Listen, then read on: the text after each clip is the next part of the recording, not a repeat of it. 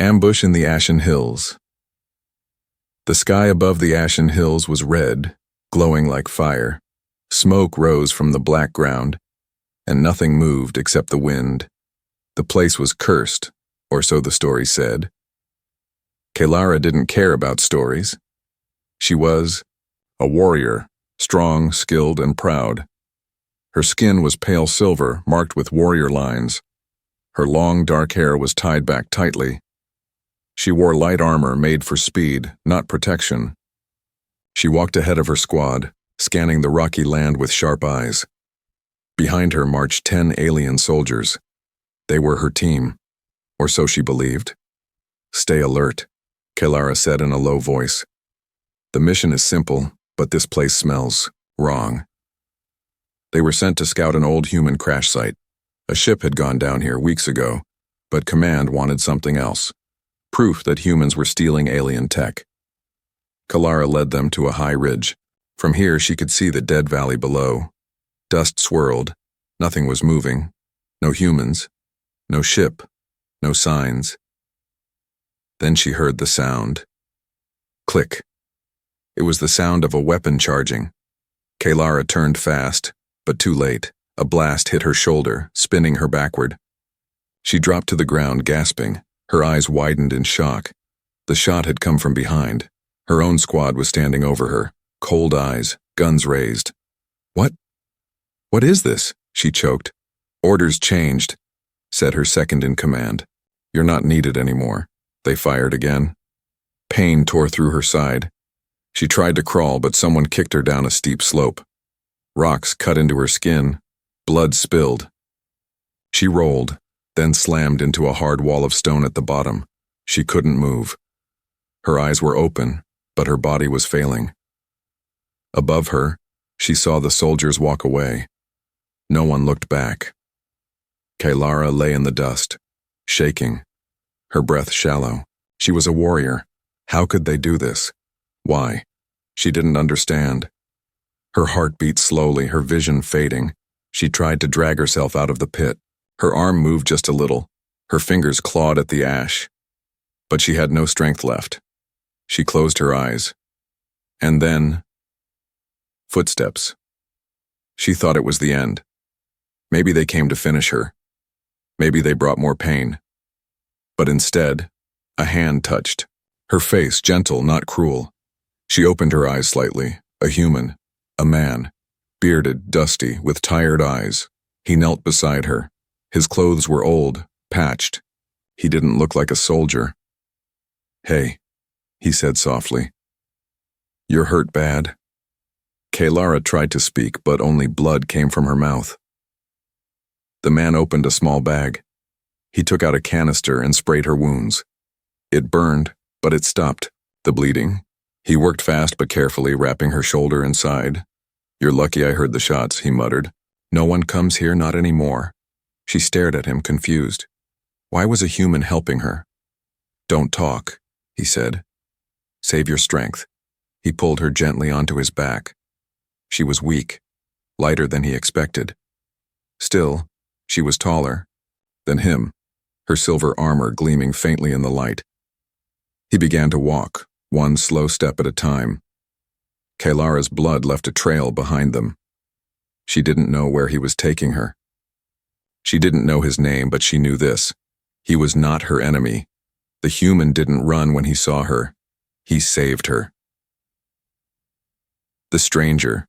With warm hands, Kalara's eyes opened slowly. A soft orange light flickered above her. Firelight. She was lying on warm cloth, wrapped in thick blankets. The hard pain in her body was dull now, but still there. She turned her head with effort. The cave walls were rough but dry. A fire burned in the corner, crackling quietly. Tools, wires, and metal scraps were stacked nearby. It looked like someone had been living here for a long time. Then she saw him, the human from the hills. He sat across the fire, sharpening a metal rod into a blade. His jacket was torn at the shoulder. He was younger than she thought, maybe mid-30s, but his eyes looked older, tired but not weak. He glanced up. "You're awake," he said. "Took you 2 days." Kaylara tried to sit up, but pain shot through her side. She groaned. Easy, he said, standing. You lost a lot of blood, 3 deep wounds. One almost hit your lung. You're lucky to be alive. She looked at him with suspicion. Her voice was dry. Why did you help me? He shrugged, walking over with a cup. I don't like watching people die in the dirt. Doesn't matter what planet they're from. She stared at the cup. He waited. Finally, she reached out. There, fingers brushed. His hand was rough, burned, calloused, but warm. Warm, like something she'd forgotten. She sipped slowly. The liquid was bitter, but it soothed her throat. What's your name? She asked. Drew, he replied. Used to be a mechanic. Used to be a lot of things. Kaylara looked down at her armor, now patched with fabric and stitches. She should have felt shame, but instead she felt safe. You're alone, she said. Drew nodded. Yeah, just me and the rocks. Why? He poked the fire with a stick. People don't always like the truth. I told my commanders they were going to get good people killed. They didn't listen. I left. Kaylara studied him. There was something broken in him, like her.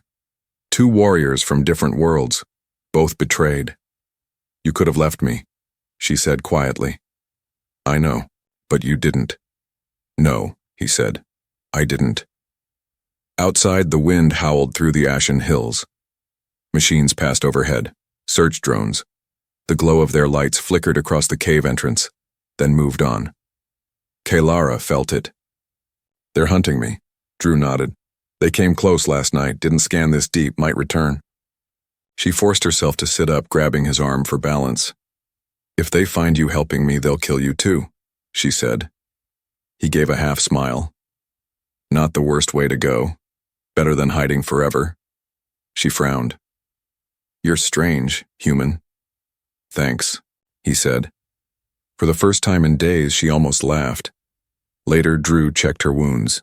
She didn't flinch, though it hurt. He was careful, gentler than any medic she'd known. She watched him, wondering how someone so quiet had survived alone this long. Do you hate my kind? She asked suddenly. He looked surprised. No. I hate liars. Doesn't matter what they look like. She thought about her squad, her commander. The betrayal still burned in her chest. You're different, she said.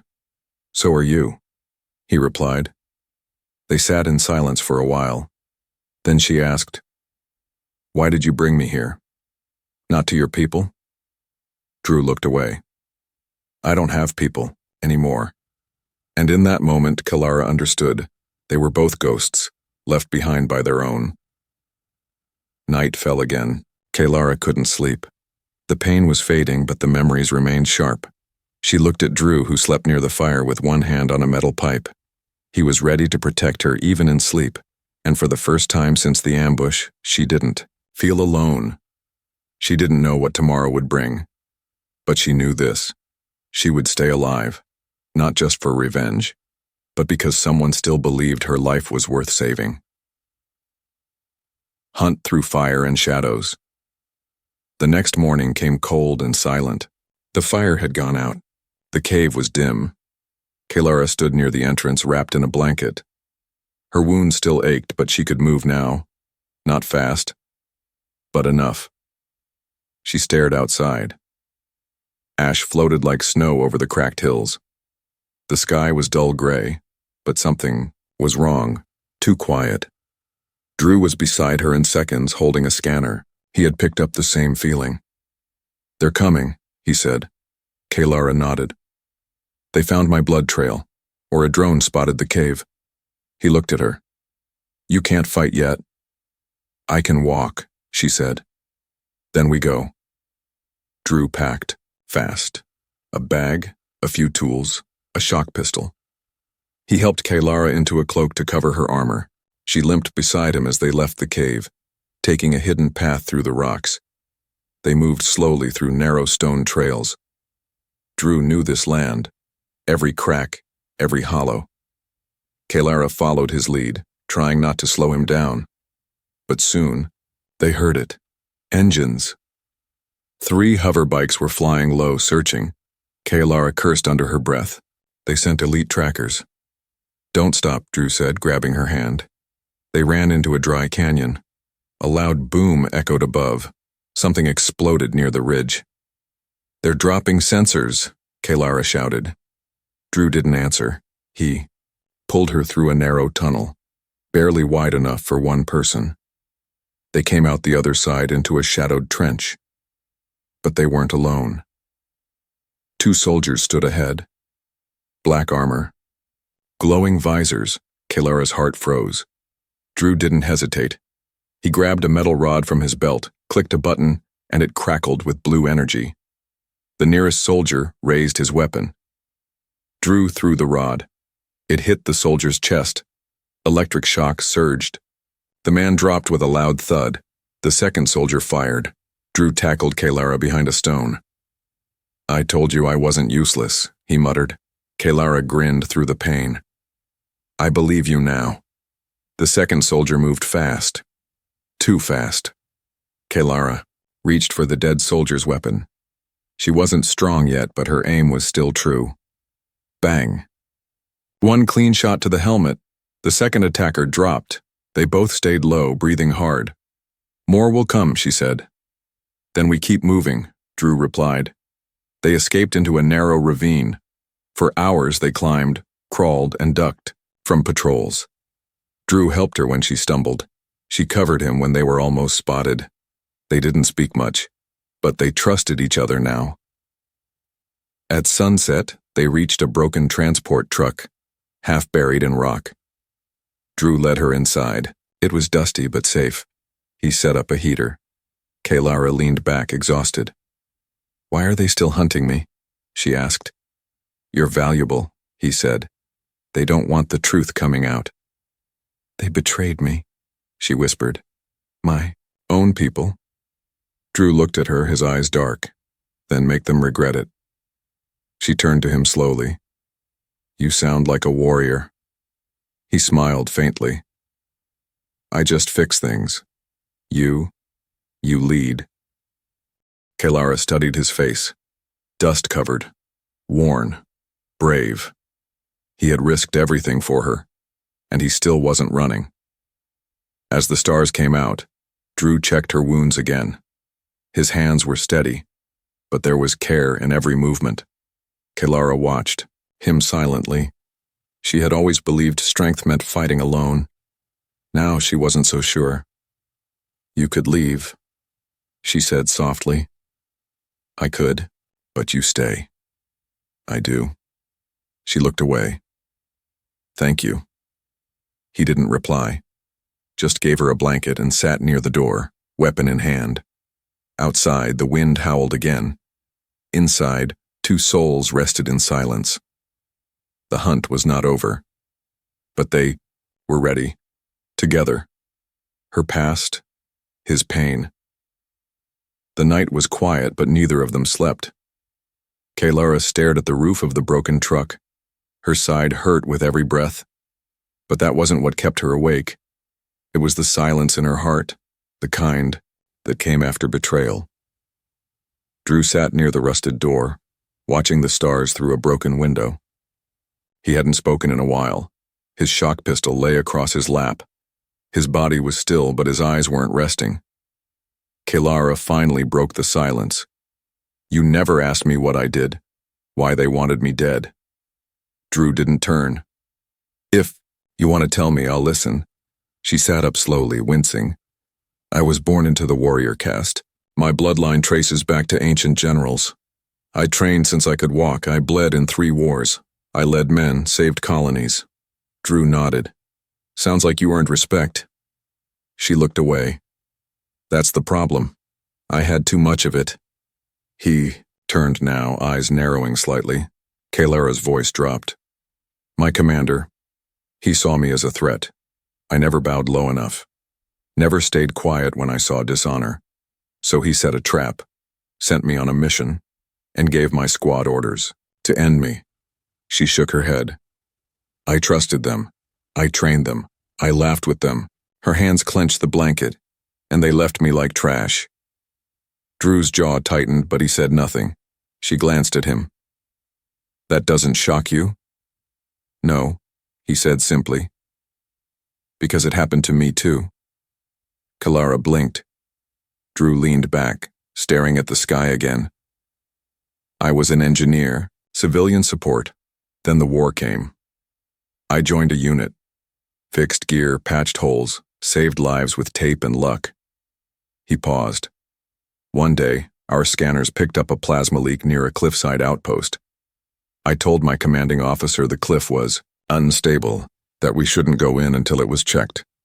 Kalara nodded slowly. And? He told me to shut up and follow orders. I did.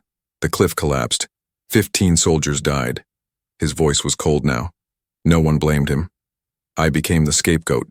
Got discharged. No trial. No truth. Just thrown out with a mark on my name. He looked at her. I know what it feels. Like when your own people kill you, just without a bullet. Kalara stared into the fire. So much pain. So much silence. Two people from different worlds, carrying the same wound. I thought humans were selfish, she said. Only loyal. To themselves. Drew smirked. Some are.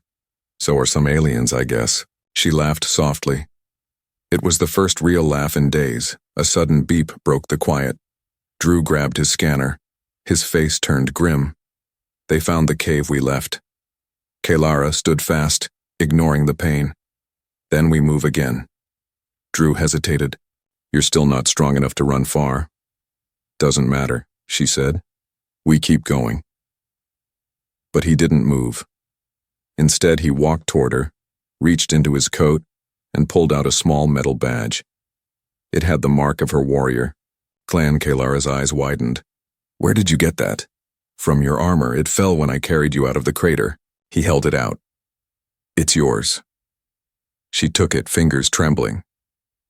It was scratched, cracked, but still glowing faintly with her family's emblem. I thought it was lost. I kept it, Drew said quietly. Didn't want you to forget who you are. She looked at him. This human, this stranger, had saved her life, carried her, protected her, and now reminded her of her honor. She felt a strange warmth in her chest.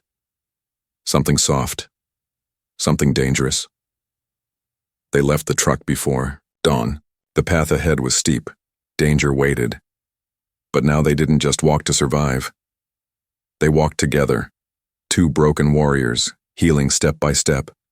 And behind Kalara's sharp eyes, a fire had returned, not just to fight, but to protect the one man who reminded her she was still alive. Blood moon betrayal. A warrior's heart changes. The blood moon had set. Now the sky was soft with dawn, a pale orange glow rising over the ruined fields. Inside a quiet cave near the base of the hills, Kalara sat beside a weak fire. Her armor lay beside her, scratched and dented. Her shoulder was bandaged, her side stitched, and her hands trembled, not from pain, but from something else. Drew slept nearby, wrapped in a thick blanket. His chest moved slowly.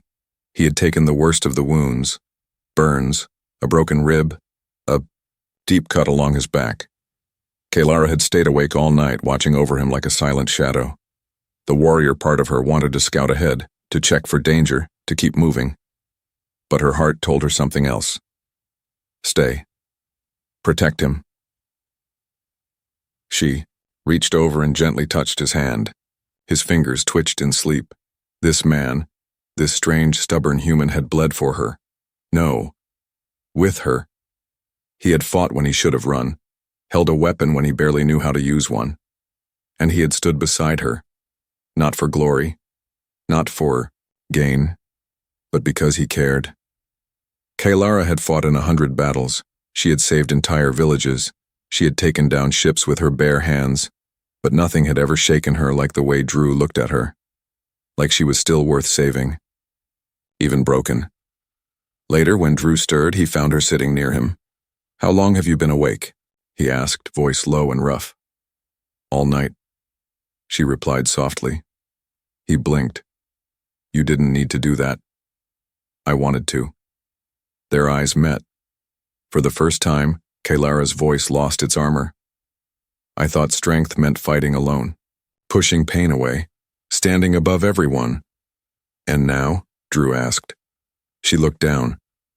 Now I think real strength is knowing who you'd bleed for.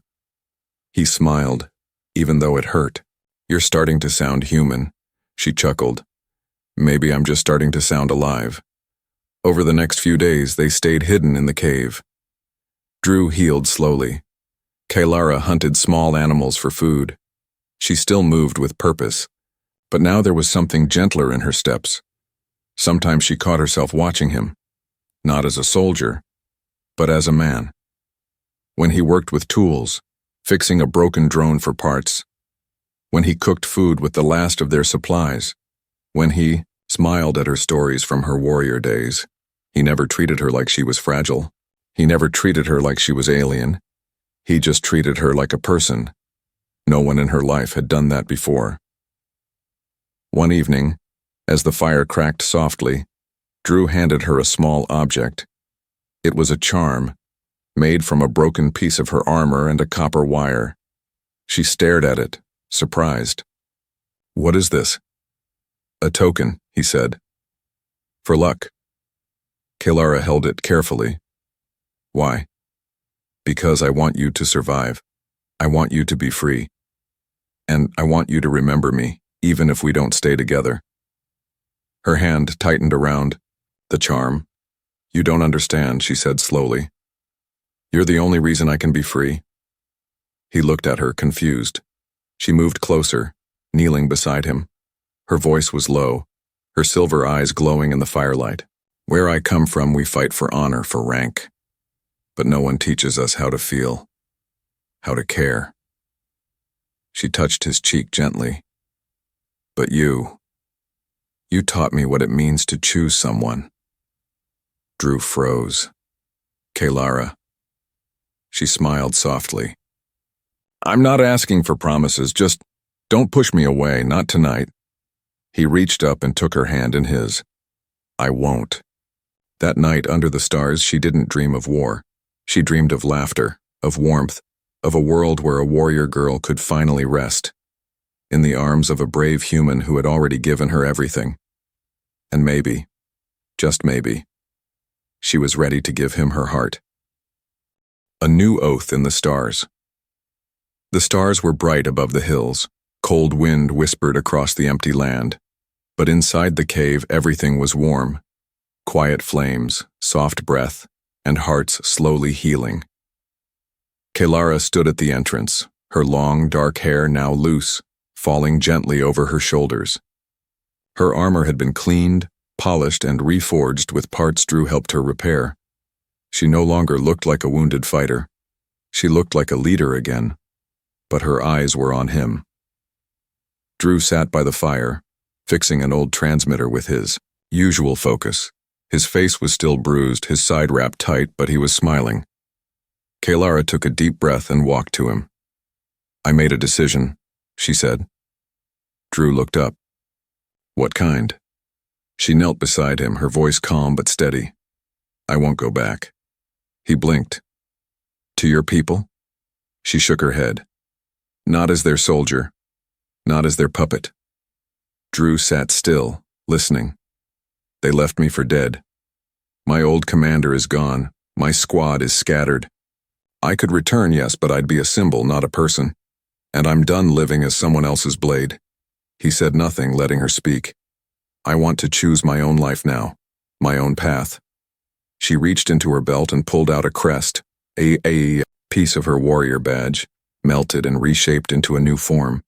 She held it out to him.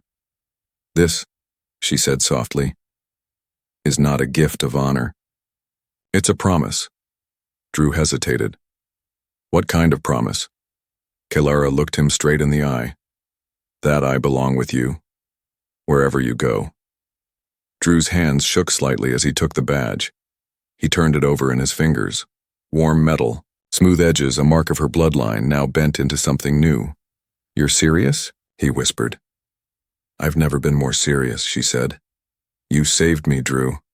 But more than that, you saw me.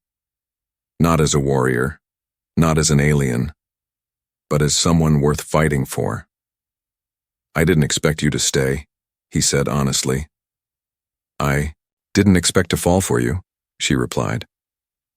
They both smiled. Soft, real.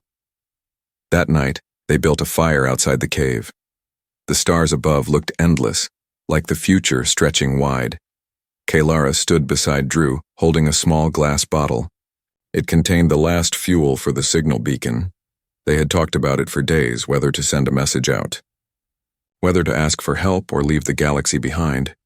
She turned to him. "Are you sure?" He nodded. "Let's light it, but not to call someone else." She tilted her head. "To show we're still alive," he said, "and that we made it." Together, they lit the beacon. It rose into the sky, a trail of golden fire bright and beautiful against the darkness. In that moment, something changed. Kaylara turned to Drew. "There's a tradition among my people," she said. "When two souls survive, death together, they bind as one." He blinked. "Like married?" She smiled. "Something like that." He laughed. "Do I have to wear a ceremonial helmet or swear before a galactic council?" She stepped close. "No. You just have to stay beside me." Drew looked at her with steady eyes. "I already did." Then in front of the stars, under the ashes of the battlefield, Kaylara pressed her forehead gently against his. Not a kiss, a bond, a vow. They didn't need a temple, or a crowd, or a title. Just two broken hearts that had found strength again, in each other. The warrior girl who was left to die had chosen her future, and the human who once walked alone had found a reason to fight again, side by side, as equals, as something more. Final scene. Weeks later, stories began to spread of an alien warrior and a human man traveling together across forgotten zones, helping the weak, stopping those who preyed on others. Some said she was a fallen commander. Some said he was a war ghost. Some said they were in love. All of them were right, because under the stars they made a new name for themselves: hope.